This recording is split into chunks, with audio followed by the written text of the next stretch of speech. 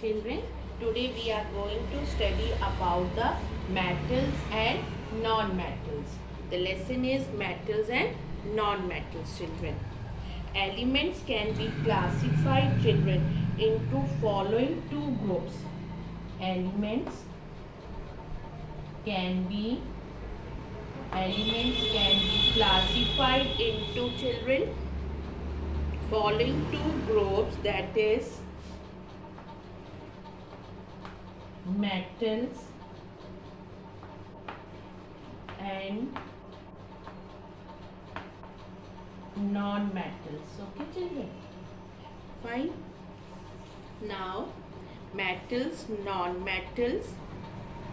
Then, children, about the metals from the electronic viewpoint, metals are defined as elements which form positive ions by losing electrons. What happened? They form positive ions by losing electrons. They form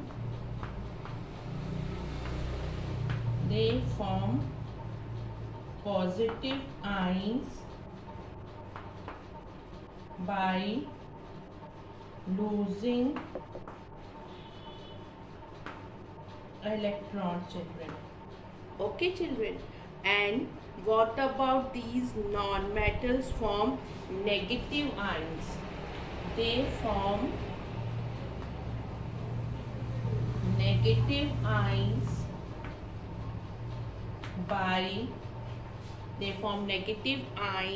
by gaining electrons.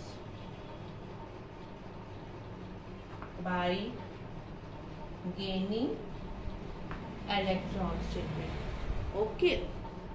And 1, 2 or 3 valence, they contain 1, 2 or 3 valence electrons. These metals contains 1, 2 or 3 valence electrons. Okay.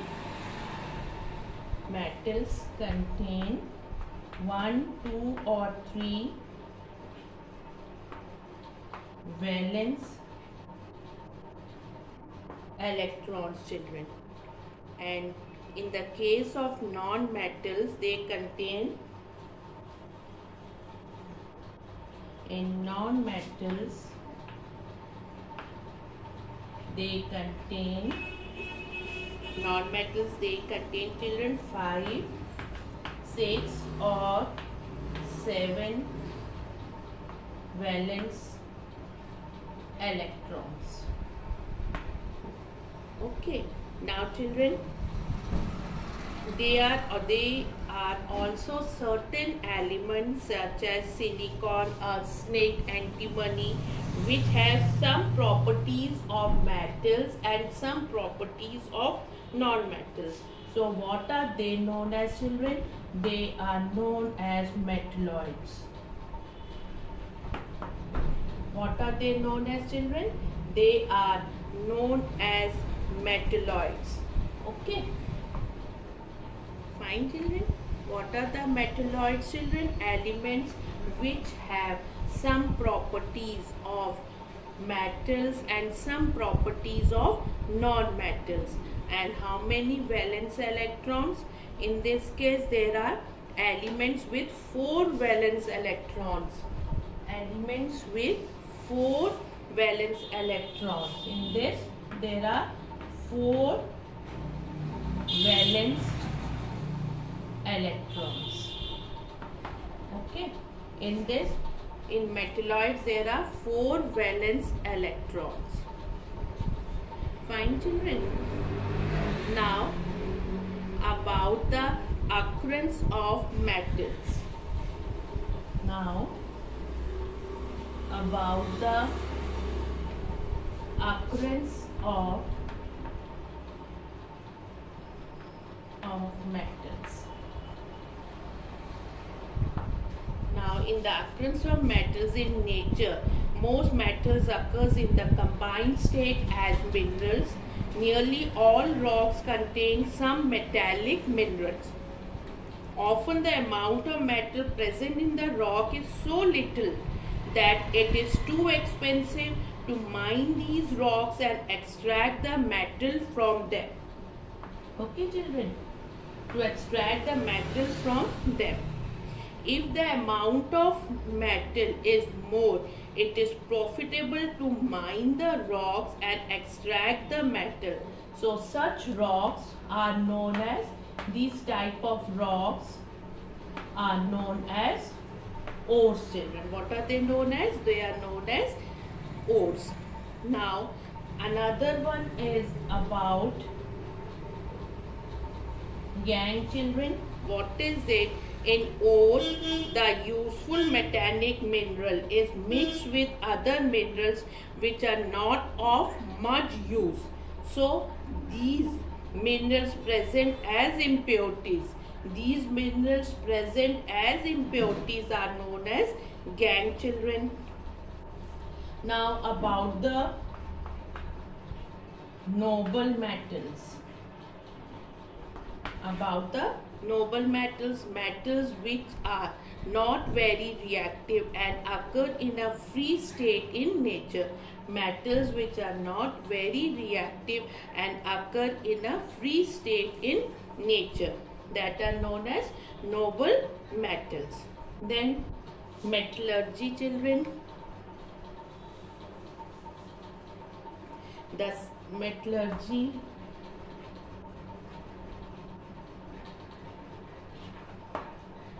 the series of process carried out to extract pure metals from their ores.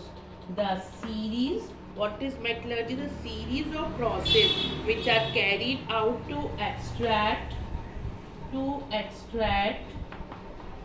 pure metal, to extract pure metals from their ores. From where, children? From their ores. What is it known as? This is known as metallurgy. Okay, now this was occurrence of metals. Now the occurrence of non-metals and metalloids. Occurrence of non-metals and metalloids. Hydrogen is the most abundant element in the universe.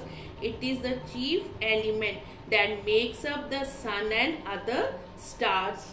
Okay, this is about the hydrogen. Now about the nitrogen. Nitrogen mainly occurs in the free state in the atmosphere. About 76% by mass of air is nitrogen. Now oxygen. Oxygen is the most abundant element in the earth crust. It occurs in the free state in the atmosphere, forming about 23% by mass of the atmosphere. Then children, carbon. In the free state, carbon occurs as graphite, diamond and coal. It occurs as a graphite, diamond and coal. Diamond and graphite are the pure forms of carbon. And children, silicon is the second most abundant element in the earth's crust. It does not occur in the free state. Sulfur occurs in the free state in the earth's crust. Okay children. Now extraction of non-metals from their sources is equally important. Why children? Non-metals so obtained help in the production of many useful chemicals. This was all about the occurrence of metals, non-metals and metalloids. Okay children, now let us discuss about the properties of metals and non-metals. Now we are going to discuss the physical properties of metals and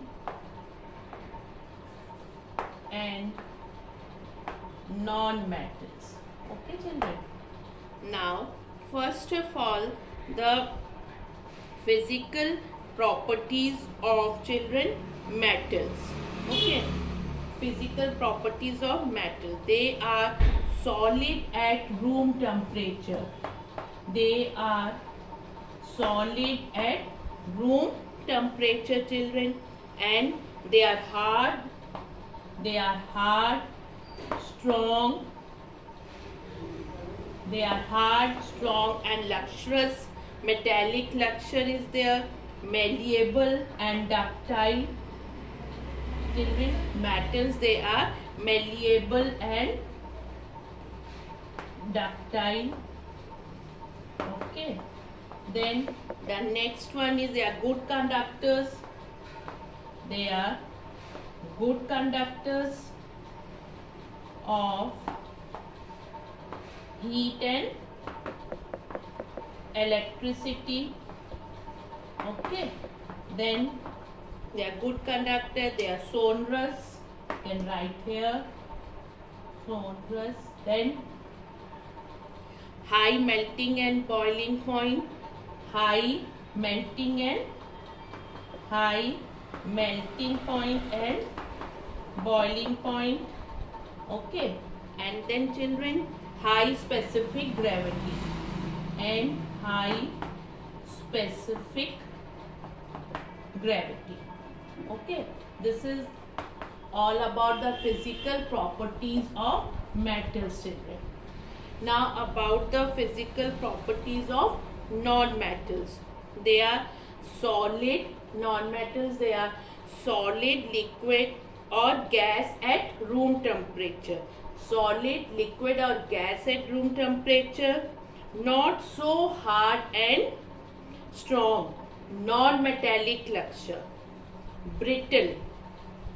Poor conductors. What is it? They are brittle, children. Then they are poor conductors of heat and electricity. And they are, children, not sonorous. Fine, children. And they have low melting and boiling point, and also non-metals have low specific gravity. This all were the physical properties of what, children? Of metals and non-metals. Okay, now let us discuss the next one. It is the chemical properties. Let us now discuss about the chemical properties of metals and non-metals, children. Now the chemical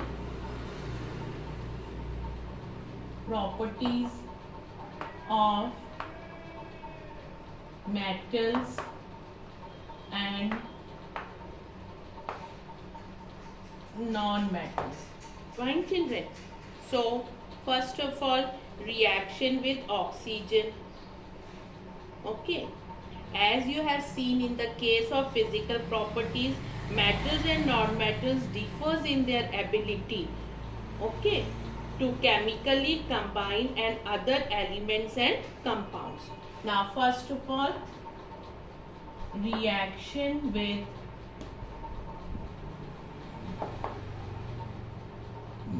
oxygen. Reaction with oxygen. Most metals react with oxygen to give basic oxides. Children, what happens? They give basic oxides. Reaction with oxygen. So the metals, they give basic oxides, children. Okay. So 4Na plus O2. 4Na plus O2, 2Na2O. Fine. Now, in the case of the non-metals,